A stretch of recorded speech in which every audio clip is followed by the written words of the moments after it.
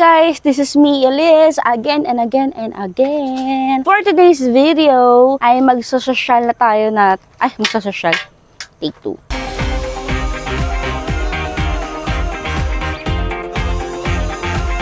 For today's video, ang gagawin natin ay magka-camping tayo, pero with a twist.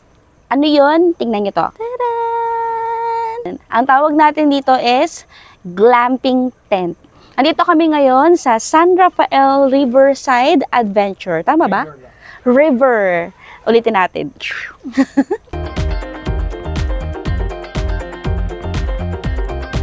Nandito kami ngayon sa San Rafael River Adventure.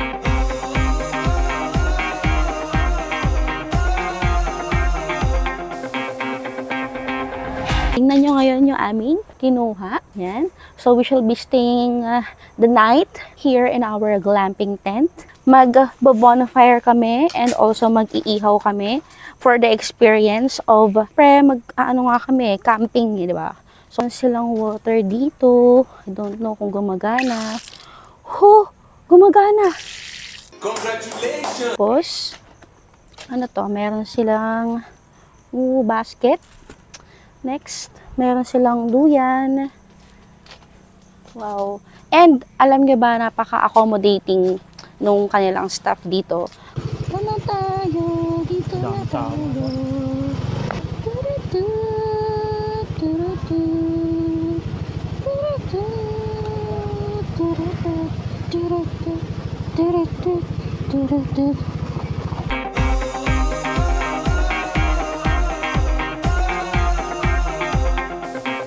Ihahatid kami ng isa sa kanilang mga staff.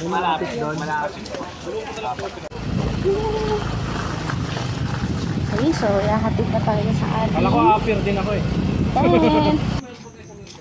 Wow! Dog lang yun, saka ilang uling ba? Mga 25 pesos po isa po. Alright guys, so few prep lang. Meron tayo ditong dinalang off lotion. So, kailangan nyo talaga to kapag mag-glamping kayo kasi medyo maraming insekto. So guys, mag-explore lang muna kami bago kami magluto-luto. Kasi may mga kasama din kami dito pero nasa ibang location sila.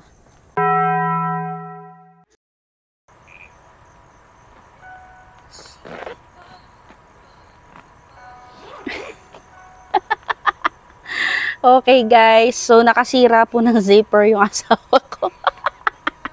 Sana okay lang siya.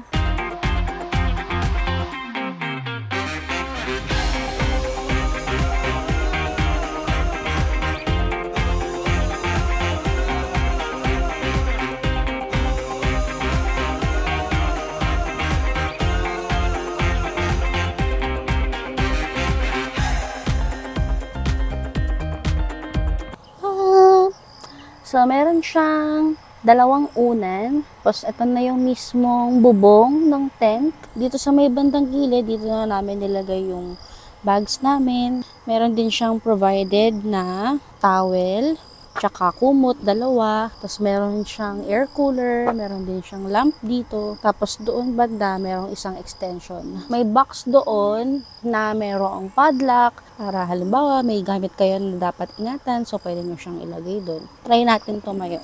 So, ang height ko is 5. Meron pa siyang excess dito.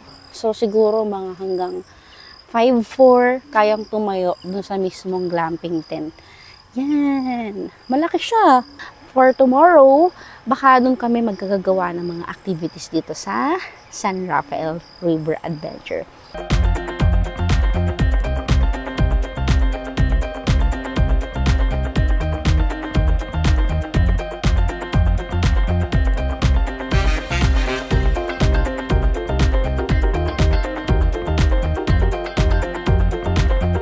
So, ayun guys, update sa aming glamping experience. Tada!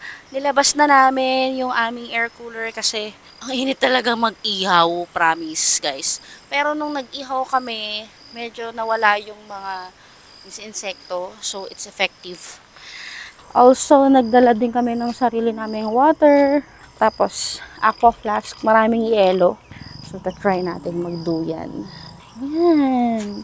Buo naman siya. This is the duyan. Ang tahimik lang ng gabi.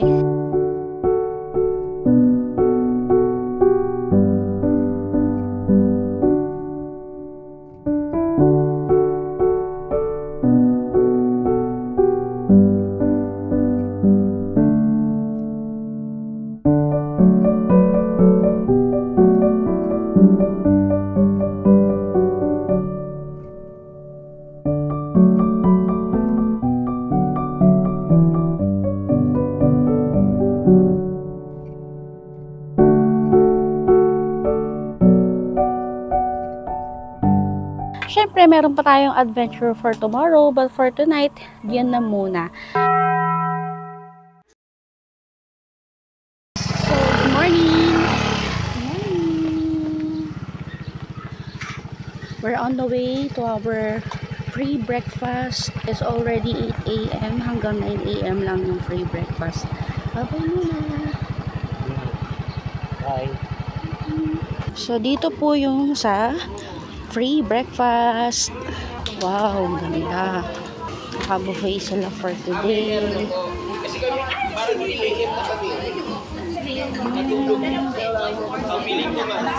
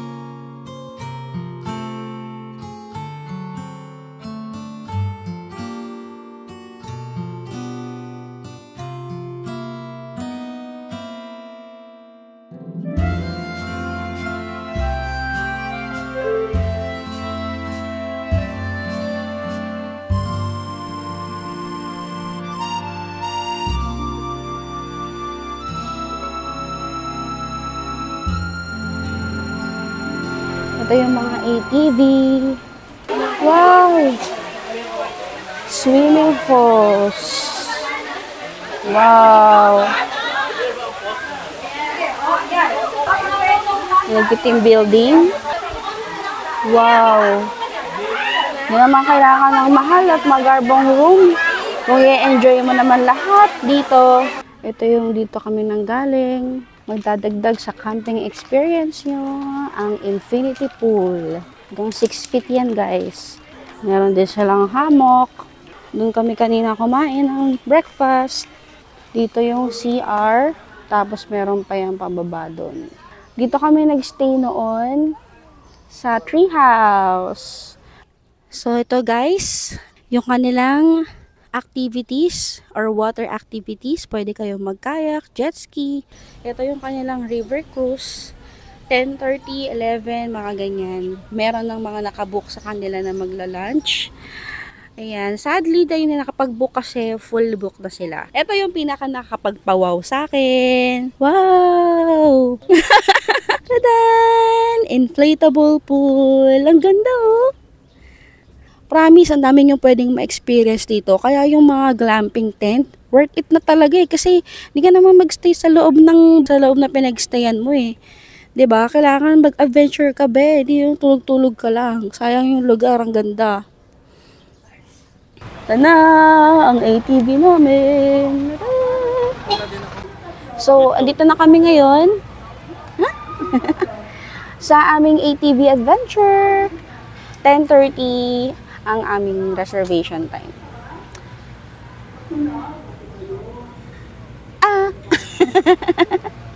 Mukhang maputig ang ride na ito. Woo!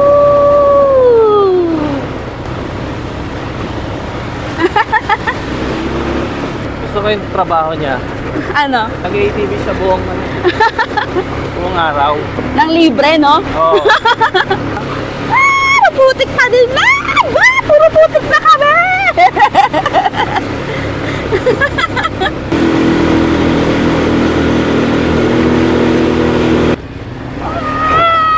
Buti payag yung mga residente. Oo nga. Yan na po ang totoong adventure.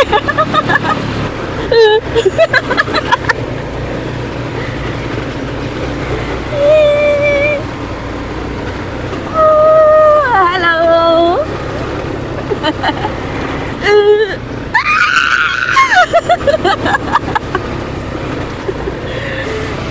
Putik! Wow! Ang ganda! Horses! May ikutan pala dito eh. Diyos ko Lord! Diyos ko! Oh my God! Ay, babalik kami dun. Tignan nyo to guys. Ganda oh. Buti naman po, iniwas tayo sa putik ngayon. Promise guys, enjoy talaga mag-ATV sa halagang 550 pesos. Angkas na mga be. 100 yung angkas, 450 pag siya lang mag-isa. Ayan guys, so pabalik na kami sa resort. Yes, landed kami ngayon guys. Oh my God. Chill lang si Kuya oh. Hindi nga pa niya ginagawa. 30 minutes. Worth it. Yay! We're so back. Ikot pa yata. Meron pa. Nakakain din kayo grupo. Tulad natin, tayo lang. Tama yung likod, wala. Pakita Oo mo. nga eh. Tayo lang. Yan.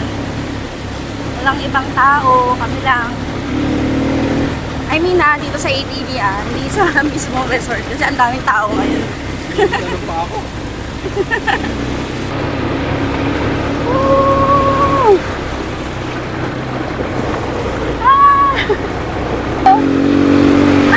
Diyos ko yung cellphone ko! Mga pautik yung kamay ko! Tignan. Ay, nako! Oh, ganda oh. Tapos oh. Oo nga eh. Putek hindi. Kaputek! Ay! Wow! Yay! Park na! Mulubog yan ha, disclaimer ha.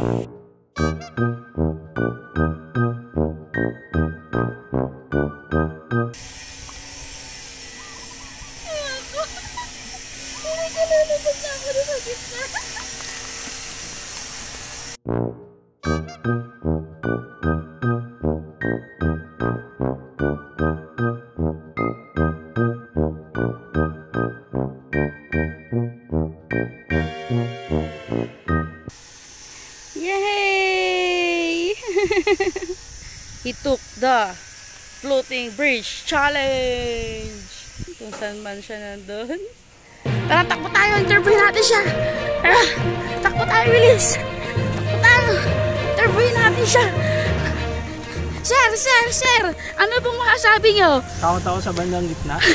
Lumubog na talaga yung pa. Ano po? Madali naman po? Nope. Takot ako hindi dun sa mismong contraption. Takot ako dun sa sakit na pwede kong makuha dun sa standing water ang dumi.